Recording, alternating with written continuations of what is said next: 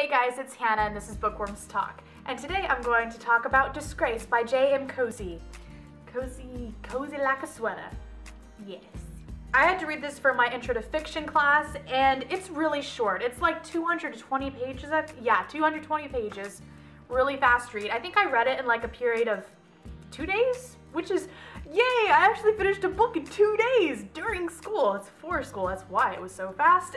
This is very controversial. We're talking about it very like book club style in class. A lot of people hate this book. I'm the oddball of the class. I and maybe a handful of other people liked the book, and I think it's because our main character, David, I'm actually just gonna give you a summary and then I'll tell you why I liked it versus why everybody else pretty much didn't. This is about like a 50-some-odd-year-old professor who has a fling with one of his students. He's kind of a deplorable man. A lot of people deeply hate him, okay? He just makes a series of bad choices throughout his life. A lot of people think, I see him making excuses for himself because this is told from third person limited, so it's just seeing it through his head.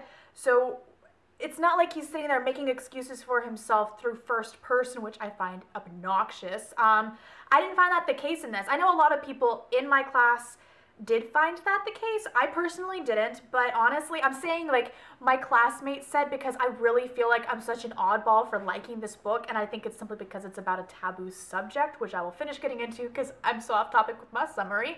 But a lot of people didn't like this, so I'm hesitant to say you might like this. But anyway, he loses his job, he loses basically his entire life, and he goes to live with his daughter Lucy, who he has basically neglected for 20 years of her life.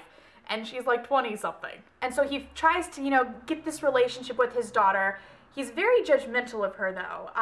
That's what a lot of people didn't like. And then something really, really, really bad happens. I mean, really bad. We're kind of left with an unsatisfying ending, but with the ending, honestly, there's this website called Shmoop.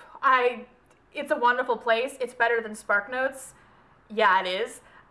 If you go and you search what the ending means, it's like, what's up with the ending? And it explains it to you, and then it's like a whoa moment, and then you feel like a genius because you can say, I thought of that when you did it. But there was a couple epiphanic moments. Am I saying that right? I probably am not.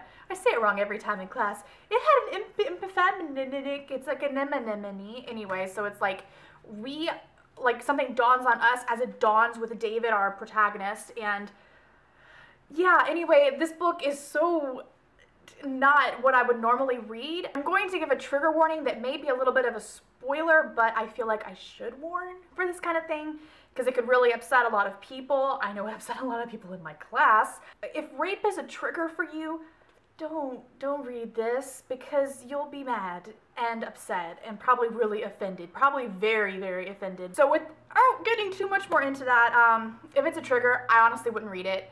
If you think you are open to just reading it and and just dealing with that, it's not vivid in this really scarring way. It's very, God, I hate saying like it's pretty under a, I don't know. The man won the Nobel Prize in Literature. He's a great writer. I loved the writing style to it, and I think that's really why I liked the story or something. I don't know, but there's a lot of great comparisons. It's a really well-written novel, and I think if anything, you'd be able to appreciate that. Anyway, that was kind of my summary. I jumbled about a bit, but yeah, that's what you're getting. So yeah, I actually surprisingly like this. It's very short, so it's not like I felt like I wasted my time. I kind of wish for a different ending, but now that I kind of had it analyzed for me and we talked about it in class and I kind of know now more what it means, I'm like, oh, okay. So that's all for that, and I will see you guys later next time on Bookworms Talk when you have read this, or you can stick around and hear what it's about, because I don't know many people that would just pick it up and be like, hey, I want to read this. I don't know what your life is. I don't know your life. So yeah, I'll see you guys later next time on Bookworms Talk. Bye. So David, no one liked David at all. Didn't know what accent that was. Yeah, he was a hated man. I liked having a protagonist that's not easily likable.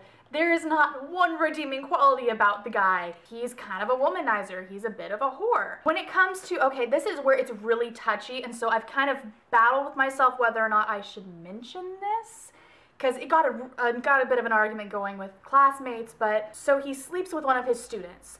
She's 20-something, he's 50-something. Yes, big age difference. Okay, that's clear. But she never said no. The first time, nothing. Like, she was okay with it completely. We never got the idea that it wasn't.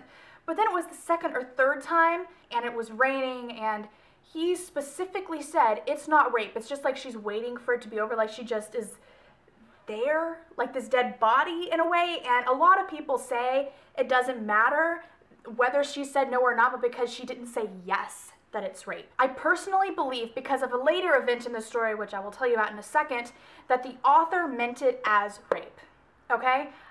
When reading it, until I got to that part at the end, I never thought of it as rape. I didn't. I maybe was not meticulously reading it like whatever, but I didn't see it as that in the very beginning. But then what happens with his daughter, and I'm just gonna go ahead and tell you it now, who cares, me not being chronological today, but his daughter, they're attacked in her house. These three men rape her. And there's this one part, and it's just crazy, like, it was one of those epiphanic moments I was talking about, which means like to have an epiphany, to like this great realization, which I probably should have told you that before. When it comes to men and sex, David, nothing surprises me anymore. Maybe for men, hating the woman makes sex more exciting. You are a man, you ought to know. When you have sex with someone strange, when you trap her, hold her down, get her under you, put all your weight on her, isn't it a bit like killing? Pushing the knife in, exiting afterwards, leaving the body behind covered in blood? Doesn't it feel like murder? Like getting away with murder? So she compared her father to these rapists, which I agree with. Because if you think about it, he had this position of power over Melanie, and she could have said no easily, but because we don't see this from other people's perspectives, we don't know. We don't know whether she willingly went to the counselor or whatever and turned him in. We don't know if it was her boyfriend that forced her to do it and she regretted it. We don't know any of that. And so we can only assume one way or another. I think because Lucy, his daughter, so clearly compared what he did with women to what those men did to her, and what happened to her was so clearly rape, that it could only in effect mean that what he did to Melanie, the author wanted us to perceive as rape. The author, this guy, very similar in description to David, so I feel like a lot of people, my phone's ringing at me. I didn't picture him like I pictured this guy, which, again, he is the author, not the same person, but that's kind of how he was described, and so that's a lot of people's image for him. I changed him in ways that made reading it more bearable and palatable for me. I didn't necessarily see this as an excuse, but it really stuck out to me enough that I dog-eared the page, which I don't do, but I dog-eared a couple times in this. It was a really brilliant explanation. I don't want to use the word excuse, though I know a lot of people do see it as an excuse. I saw it more as he's explaining something and kind of giving us a place to understand.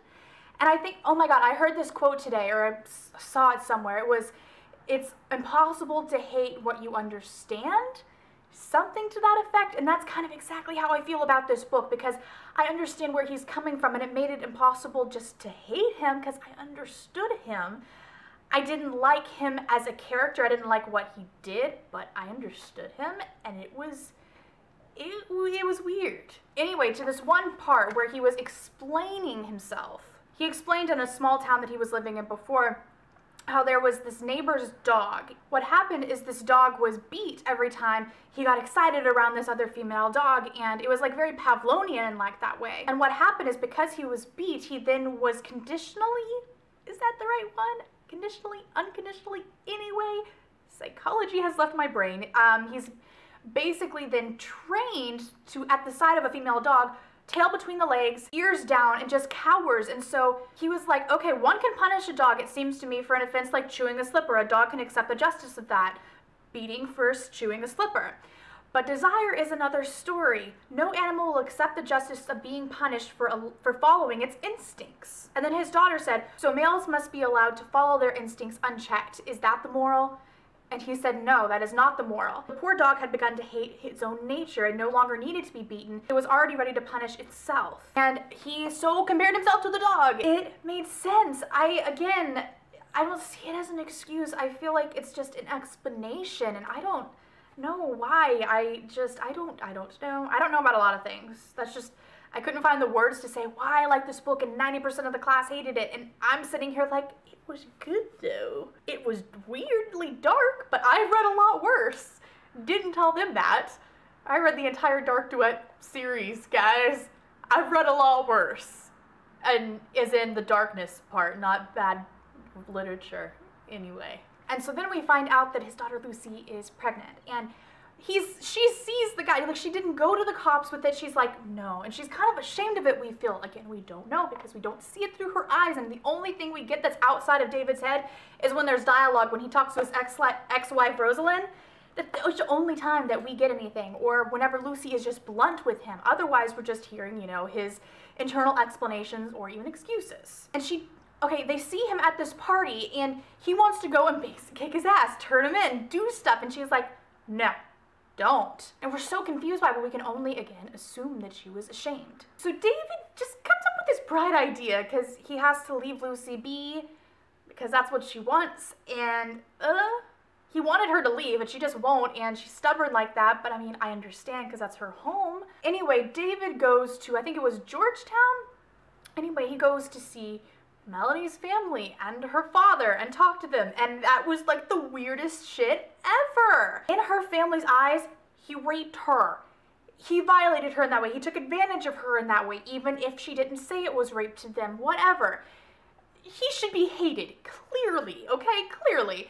And they have actual legitimate conversations. Yes, it's awkward at the dinner party, but when he talks to her father in his office and kind of like tries to explain himself, I was like, why haven't you like tried to kill him yet? So he talks to Melanie's mother after dinner, and they like have this whole conversation about God. And I can't find this other part, but it's where he has this dog at the clinic where he was at with Bev and everything, and this dog kind of follows him around, and it's kind of become his dog, and he's attached to him.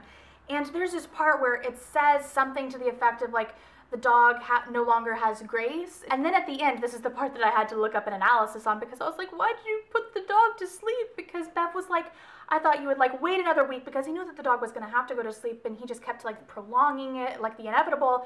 Or maybe she thought that, you know, he would take the dog, just something like that. And he's like, yes, I'm giving him up.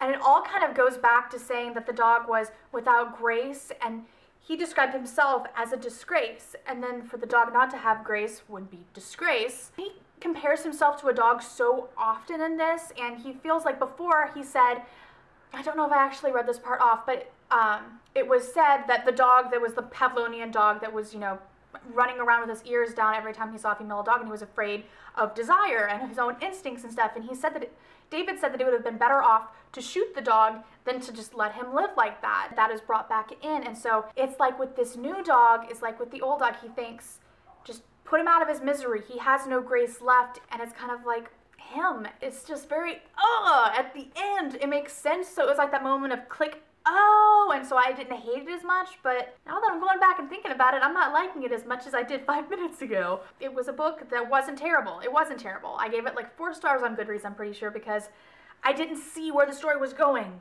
So I liked that. I don't like being able to say, it will go from point A with this many pages, point B by this many pages. Like I can map out like a Law & Order episode, 15 minutes in, they're gonna find the obvious suspect. 30 minutes in, it's not gonna be them. Then the new suspect, then you can map shit out like that, and I feel like I can do that with books. And so this was a nice change in that way, and I like the empathetic moments, and yada yada yada. So it's a book, and I weirdly enjoyed it. It's the writing style, I think, that really got me. So if you guys read this, let me know what you think about it. If you haven't, let me know your thoughts still. And if you watched it, that is, I don't know if you watched it, duh. So I will talk to you guys later next time on Bookworms Talk, where I will probably be having a video up talking about my favorite poets, mostly slam poetry. 99.9% of it will be like slam poets and current and contemporary poets. I'm not really going to get into the old stuff just because I can talk for days about Byron and E. Cummings and Robert Frost and I want to have a whole video discussing all that stuff because I love poetry. So I will see you guys later next time on Bookworms Talk. Bye. This is Turd from third person. So yeah. Fiction class, I have hair in my mouth. Yeah, okay, we're good.